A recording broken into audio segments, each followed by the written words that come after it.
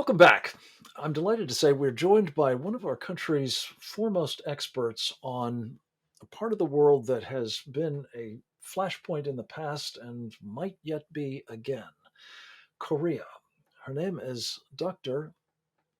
Tara Oh. She is also a former colonel in the United States Air Force and is today the founder and president of a terrific organization, the East Asia Foundation.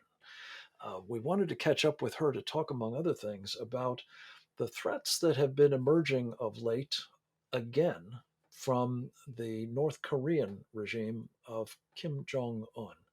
Dr. O, it's good to have you with us. Welcome. Well, thank you for having me, Greg.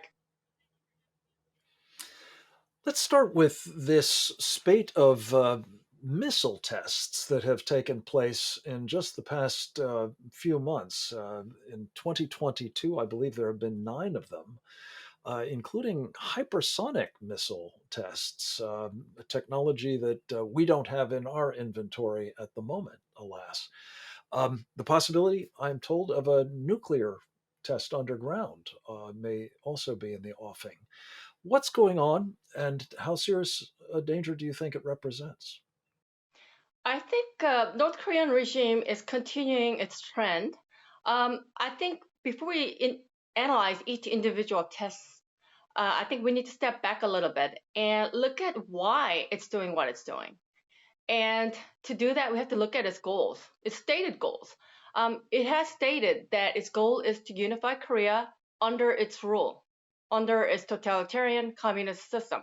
So, in order to achieve that, By force, if necessary, right? yes, exactly, by subversion, by coercion, by force, and of course, by force, we that was the Korean War from 1950 to 53. But even prior to that, there were a lot of subversive activities going on after South Korea, Republic of Korea was born, which was 1948. And then it eventually led to the unification effort by force, which was Korean War from 50 to 53. And then after that, it actually the subversive part, the unconventional warfare part, still continued, and it continues on to today. And developing nuclear weapons is part of its arsenal of weapons, um, not just in a nuclear sense, but its tool that it has to achieve its objective, which is to unify Korea under its rule. On its terms, indeed. The previous government of Moon Jae-in, the now outgoing president of South Korea, was quite interested in achieving the goal of unification as well, and seemed to be willing to do so pretty much on the North's terms. Um, Fortunately, I think it's fair to say that general attitude has been repudiated by the people of South Korea in the poll that has now replaced him with a conservative. Talk about the new leadership and what its policy approach is likely to be, and whether the difference will be quite, um, important to the future security of not only South Korea but our interests in the region as well. Yeah. Um, yes, Moon Jae-in, the outgoing president, whose last day is on the 9th of May, um, he has been pursuing this unification that is, as you said, under North Korea's terms. And if people really understood what that really meant, which means a life without freedom, I don't think there would be anybody who would agree to it.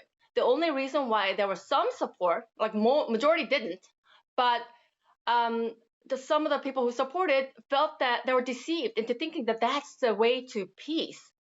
And it isn't. It's that you have peace through strength, which is what we used to have, through alliance and through strong military and the strength that it has, not giving up on its own sovereignty. But that's not what Moon Jae meant. So I think we're actually glad to move away from that, and people have spoken.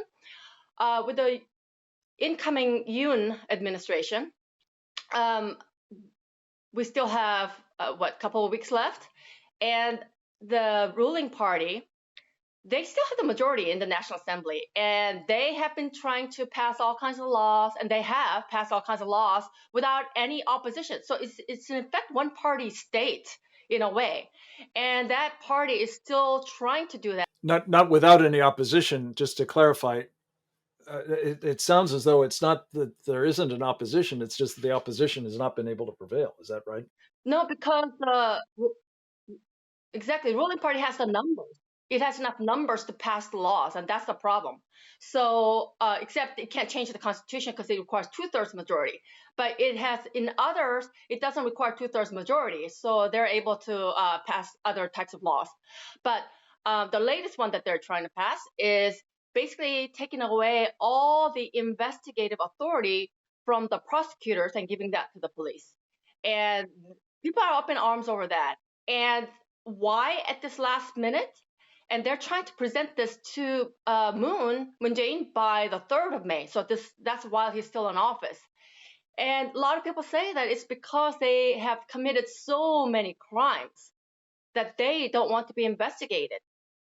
So they're just going to try to change the law so they can stay above the law. They were perfectly happy, of course, in the past to use the investigative powers against their political adversaries, but they don't want it applied to them, obviously.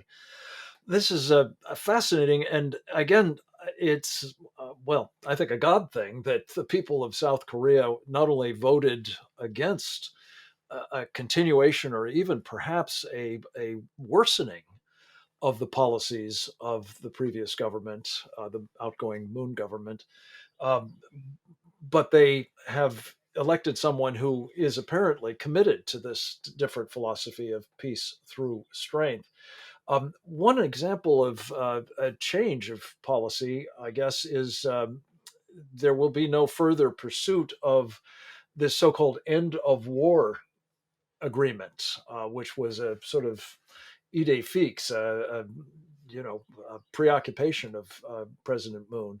Is that the case? That what might well have actually triggered a renewal of the Korean War is not now in prospect? I think when it comes to foreign policy, I think he has a pretty good foreign policy team. And they have basically gone back to what South Korea really needs, which is the strengthening of the alliance with the United States. They're about to restart the combined military exercise again, which has been on a hiatus since Moon Jae-in came into power. So, and for military, if you do not exercise, then you cannot prepare and you cannot be ready. And readiness is important. It's like an insurance. It's not because you expect it to happen 100% or 80% or even 50%. Even if it's 1%, it's very dangerous, and that's why you have to be ready. And so they're going back to that posture of readiness and this peace through strength, this combined strength. So I'm glad to see that in the foreign policy aspect. Um, Domestic side, I'm not sure. I think we have to watch a little bit, but foreign policy and alliance, I think it's going in the right direction. Good. Well, and if that uh, end of war idea is over the side, I think that will be a very positive development indeed. Let me ask you in closing, Tara O, there was an interesting development. The so called Blue House, the corresponding facility to our White House, apparently is going to be turned into a museum because the new president, Yoon Suk Yeol, is not going to operate out of it. Tell us why that is and whether this is a positive step in terms of the national security of South Korea. Yeah, so a couple of weeks ago, maybe 2, 3 weeks ago, President-elect Yoon announced that his office will not be at the current Blue House location, which is actually a house with a blue roof, which is why it's called Blue House. But he and his staff, so entire office of the president, will be moving to the current Ministry of National Defense building in Yongsan. So it's actually going to be, and then the MND, the Ministry of National Defense offices will move to next door, which is owned by the current ROC JCS, Joint Chiefs of Staff, and JCS will then move to somewhere else. But anyway, so that's the arrangement. And the stated reason was that he wants, they see that the Blue House to be symbol of presidential power, a very strong presidential power, and they wanted it to be more of a open and communicating and with the public. So that's a stated reason. But I think the real reason is security. And what I mean by that is that the Blue House probably has a lot of bugs and existing staff. There's apparently about 1,000. Bugs meaning listening devices. Yeah, not yeah, listening devices, and of course, there are some methods to mitigate that. But if I mean, so that's a concern, and it could be listened to, I mean, maybe by the Chinese, could be North Korea even, or even the current power that's there. So I think security reasons, and then also among the Blue House staff, that's sort of permanent. There could be some people who are more loyal to the current power. So I think that's the real reason. We saw a lot of that, of course, in connection with the transition from President Obama, rather, to President Trump, didn't we? A lot of holdovers who turned out not to have the best interests of the successor president in mind, and we wouldn't want that to happen to our friends in South Korea.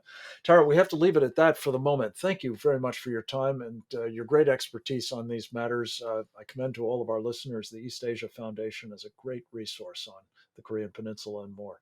God bless you, my dear. Come back to us again soon if you would. Next up, we'll speak with Captain Hung Kao, a retired United States Navy captain and special operator, about the condition of our military.